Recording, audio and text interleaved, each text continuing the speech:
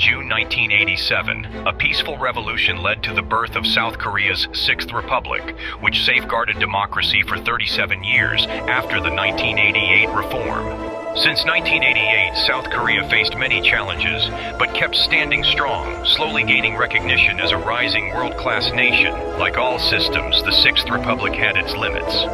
Over the long years, it slowly began to show signs of collapse from within.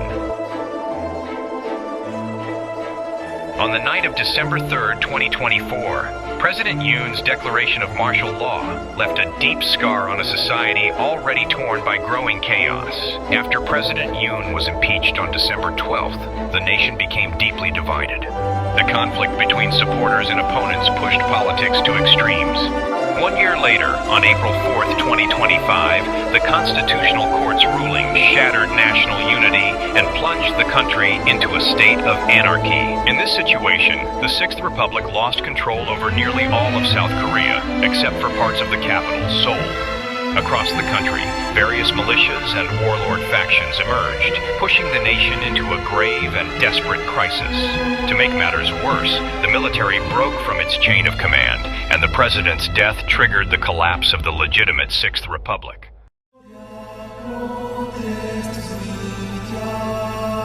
On April 20th, following the president's death, a massive blackout struck the entire country except for the Yeongnam region. Widespread chaos unfolded across South Korea, marking the official beginning of a full-scale civil war.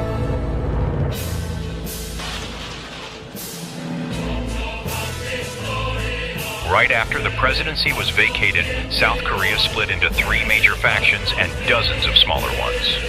Among them, the Sixth Republic, South Korea's legitimate government based in Seoul, is led by Prime Minister Han Duck-soo. Under his leadership, the government is working to restore order and stabilize the situation amid growing chaos. According to Article 71 of the Constitution, a snap election must be held within 60 days if the presidency is vacated. Given the national emergency, the government convened the National Security Council to begin regaining control. The Sixth Republic, under Prime Minister Han Duck-soo, aims to reclaim as many regions as possible within that time.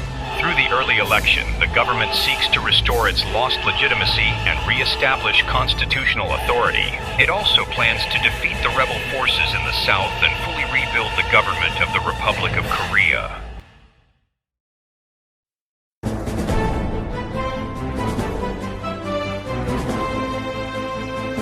However, under the current acting leadership of Han Duck-soo, the situation is nothing short of a disaster. The once glorious capital, Seoul, is now controlled by civic groups, religious sects, and armed civilian factions. These groups are split between the far right and the far left, engaging in fierce battles across the city. The National Assembly has lost its function and no longer operates. In addition, a wide range of other issues continue to hold back the government and hinder its efforts.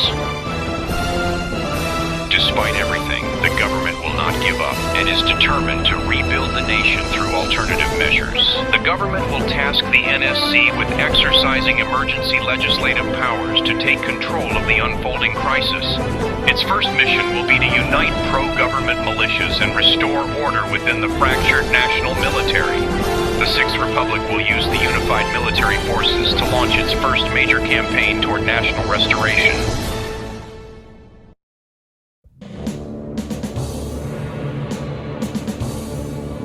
On May 17, 2025, the South Korean government successfully retook Seoul and the entire Gyeonggi region. The South Korean government now has only 2 final goals left: national unity and the restoration of legitimacy. According to Article 68, Clause 2 of the Constitution, a snap election must be held due to President Yoon's vacancy. Acting President Han Duck-soo will lift the state of emergency that has been in place since the start of the Civil War. He will then hold a snap election in select areas, excluding regions that remain outside of government control. The candidate who wins this snap election will become the 21st president of South Korea. They will carry on the democratic spirit of the Sixth Republic and work to rebuild the nation's future. In doing so, they will protect the nation's spirit and preserve the unity and identity of the Korean people.